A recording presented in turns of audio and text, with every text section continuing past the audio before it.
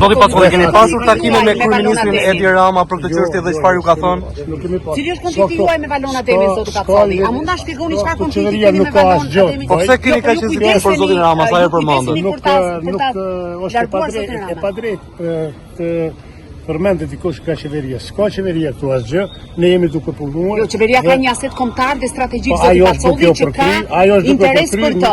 Cili është thelbi i konfliktit tuaj me Valona Demi? Na mund ta sqaroni Një qendrim tuaj.